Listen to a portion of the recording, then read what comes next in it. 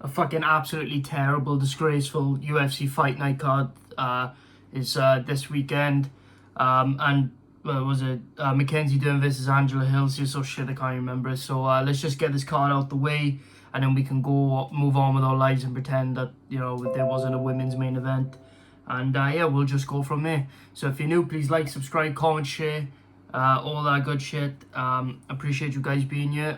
If you're new here, I go from on these types of videos. Obviously, I go from first fight of the prelims all the way up to the main event. I give my thoughts, breakdown, and I try to help you if any of you bet. Even though I say this isn't financial advice, you know what I'm saying. But hey, you're always never mind. I can't say it. But yeah, I don't want to get sued. But yeah, anyway, let's get straight into it. First fight on the card: Takashi Sato versus Themba Gorimbo. See, usually if this was like a couple of fights ago, I would have picked Takashi Sato, but I'm gonna go with Themba Gorimbo because they both shown a very, very, very concerning weakness on the ground. But this is gonna be a stand-up fight, of course. And Takashi, man, he's just very gun shy, or in general. Like his last couple of fights, right? He's been out grappled by Gunnar Nelson. He got knocked out by Brian Battle. Out cold, by the way. And he's just very timid on the feet. He just doesn't want to throw anything. He's very timid. It's like as if he's just there to survive. Like the fight against Gunnar Nelson, right? It was just like as if he was just trying to survive. Like, he was on the ground and he didn't make an attempt to try and stand up, didn't make an attempt to reverse position, didn't make an attempt to basically get a better chance for himself. He just sat in that position and just allowed Gunnar Nelson to ride out the decision. So I'm going to go with Themba Gorimbo, man, because he actually throws. And, I like people who actually throw shots, and I fancy their chances better. So I got Themba Gorimbo by decision 30-27. Next fight on the card: Natalia Silva versus Victoria Leonardo. Victoria can look like a man all she wants. I'm going to pick Natalia Silva. There's usually odds on these fight, guys, but the UFC website just decided not to for now. But yeah, I am going to go with Natalia Silva. Very basic pick. She's going to outpoint her. She's going to be better. I can even see a finish, but I'll say a 30-27 decision. She's a 26-year-old flyweight. The technique she has, because women's fighters are terrible. They're shit at fighting, except for strawweights. They actually have some sort of technique. So if you show technique in the flyweight division, you're just going to run through everybody that's unranked. It's even most of the girls in the top 5. So yeah, so Natalia Silva's going to be on her way to getting that bit. This is an easy win for her, in my opinion. So yeah, I got Natalia Silva by 30-27 decision. This is pretty straightforward, to be honest with you guys. You can't go wrong with it, in my opinion. I mean, obviously I can be wrong, but they call me Mr. Perfect for a reason. So yeah, I got Natalia Silva by 30-27 decision. Very lock of the card. Next fight on the card: Chase Hooper versus Nick Fury. I'm going to go with Nick Fury by 3rd round TKO. The thing with Chase Hooper is, right, he's just, I know he's going up a weight class, but he's such a soy boy. Do you get what I'm saying? Like, he's such a soy boy. Like, he just can't strike. He can't strike, and he has terrible IQ. And the thing is, he's not like a big-time wrestler where he's just going to double leg you, slam you down, or get trips and just stay on top of you. He's a very heavy jiu-jitsu guy that finds it difficult to get you on the ground with him. Where Nick Fury is not going to entertain that, and Nick Fury is going to stay on the feet, and I think he's going to outbox him and eventually get a 3rd round TKO. The problem with Chase Hooper, man, he's so soy. And he's just so soy. And one thing I've noticed, right, I don't know if anybody's picked up on this, right? Why is it the guys and the girls who can't strike, they very much struggle with striking. They don't know how to throw proper feints. They don't know how to move their head. You know what I'm saying? They don't know how to throw different techniques. They give the opponent different looks. Why is there always them that try to throw the wild techniques, like spinning back fists and flying knees and spinning elbows and try to throw weird, wacky backhands and stuff like that? It's always them. And Chase Hooper was one of them in his last fight. I mean, he's just throwing, spinning back fists, hitting nothing but air, not setting up anything. And he's not going to learn that much. And I know he's been out for quite a few months, but he's not going to learn that much. And he took so much damage. And I know he's young, but I'm going to go with Nick Fury, man. I think he's just going to outbox Chase Hooper and get a third round TKO. I think it's quite self-explanatory, to be fair. Anyway. Next fight on the card. Ilia Latifi versus Rodrigo Nascimento. Ferreira, I think it is, something like that. I'm going to go with Rodrigo Nascimento. Ilia Latifi, man, I just don't think he's hungry for it anymore. And it's not just that he's not hungry for it. I think it's just the fact that he's always fucking injured. There's always something with him. And he looked terrible in his last fight. I know he got a win. But he did look great. He did look great, in my opinion. He's a very hit-and-miss 50-50 fighter. And I think you can't be that against Rodrigo, who has decent cardio for how much of a big boy he is. And the fact that he just throws fucking heat, man. And he doesn't give a shit if he hits you or not. And I feel like Latifi's going to struggle to take him down because Rodrigo isn't no slouch on the ground, man. He's very good at jiu-jitsu. He's very good off his back. And he's very good at defending takedowns. So I am going to go with Rodrigo Nascimento by... I'm going to go with Rodrigo Nascimento by like second round TKO, third round TKO, something like that. I just don't think Ilia Latifi's got it anymore, man. And I mean, he's getting a lot older. And I know heavyweight, you have a bit leeway with the age, but yeah. I got Rodrigo Nascimento by second round TKO. I'll say second round. Next fight on the card, Orion Cauchet versus Gilbert Urbina. They're both trash. I'm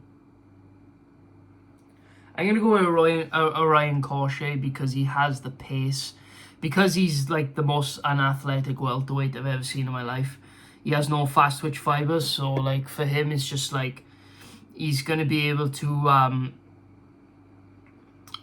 he's gonna be able to I don't know what to explain. He's gonna be able to push a pace, keep him up against the cage, land little shots, and just go back and forth. You know what I'm saying? Just do shit like that. And I feel like that's what's gonna help him get the decision. I think it'd be like a 29-28 decision. His brother is a bit more athletic than him, but Orion's very good at setting pace. He's got very good cardio. He's not a one-shot lights out type guy.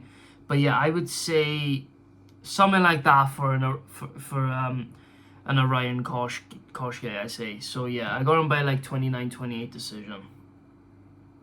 Last fight of the prelims, Karolina Kowalkiewicz versus Vanessa Demopoulos. Based off of their resumes and who they've lost to and what's happened in their last couple of fights and stuff like that, and how it's going to affect them and how much it goes into the fight, I am going to go with Karolina Kowalkiewicz. Vanessa Demopoulos been gifted two very dodgy decisions and a couple of more in her career, to be honest with you.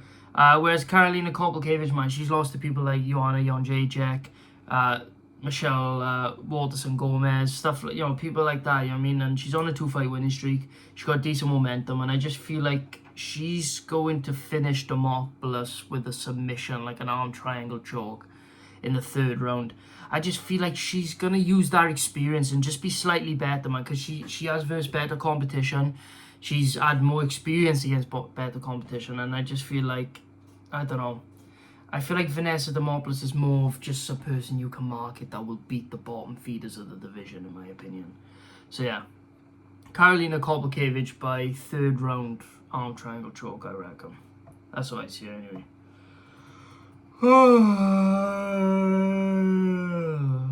Fuck off. Yeah, first fight in the main card. Diego Ferreira versus Michael Johnson.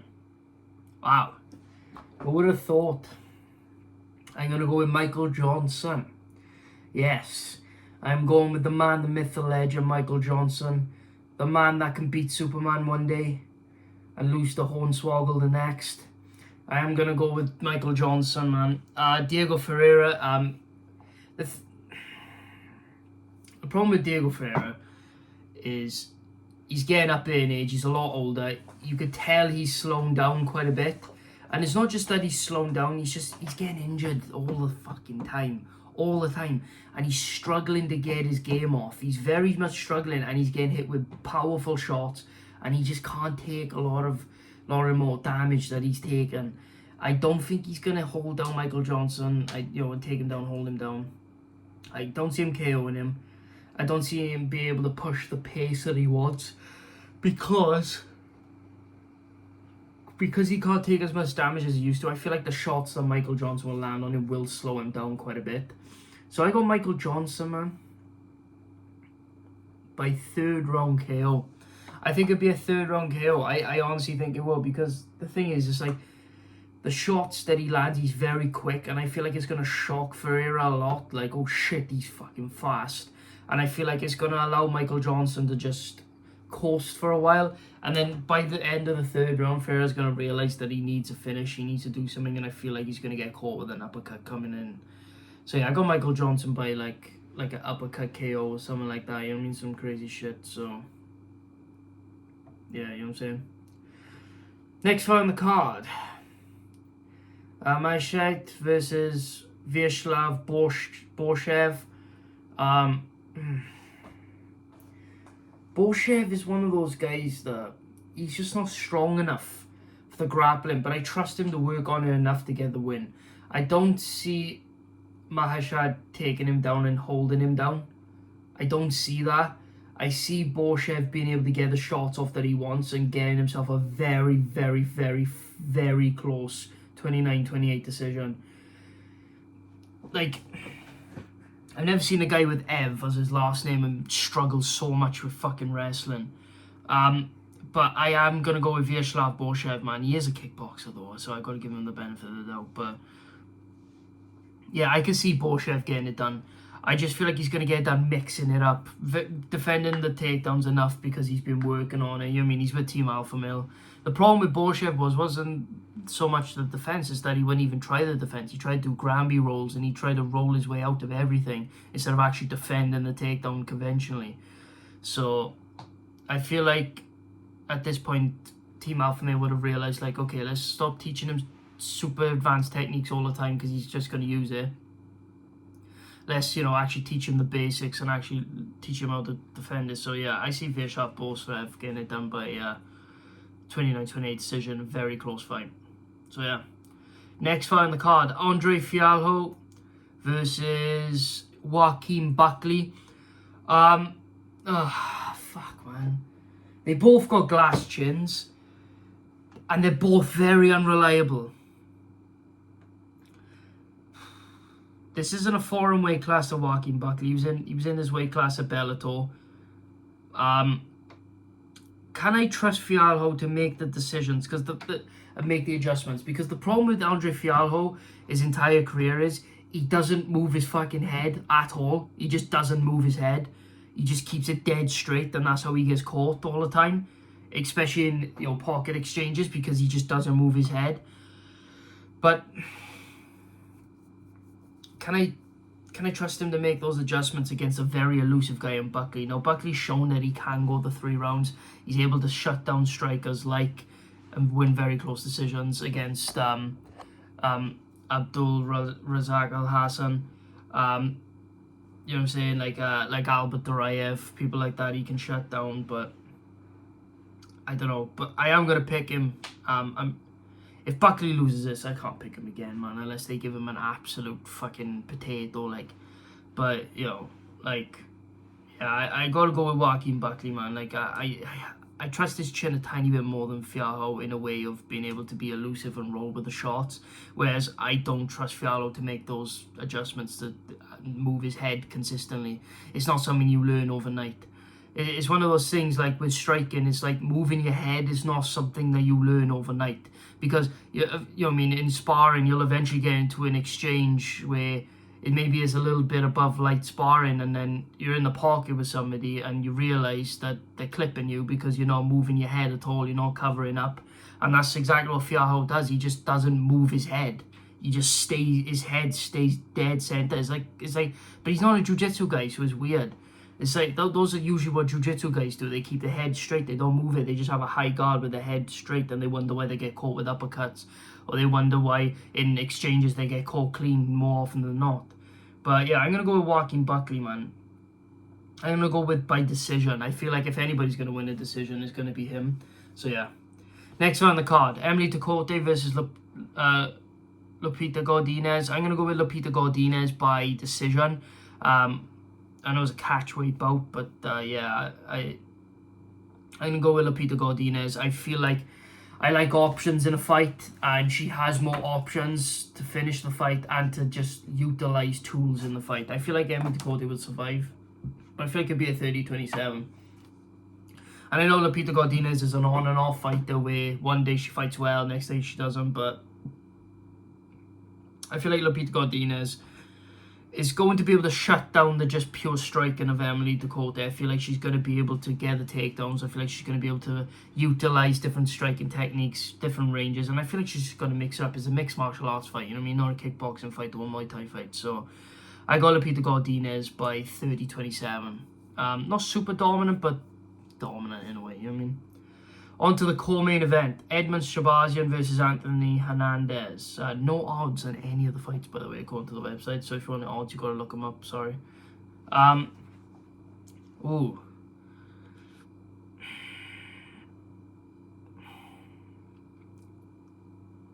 I'm going to go with Anthony Hernandez.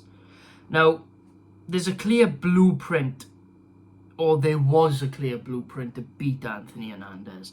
And that was to get him out as soon as possible in the first round. And it was a lot easier than you think, because you could tell he didn't take it as serious because his body didn't look as good as it looks now. He had a bit more fat.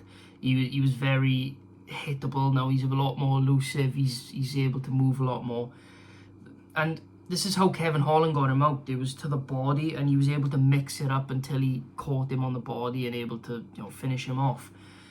But as the fights have gone on, people have struggled to get him out of the first round, and Anthony Hernandez is able to push such a high pace with great cardio that I feel like he can break Shabazian and get a third round submission, like a rear naked choke or something, because I don't see Shabazian getting him out of there.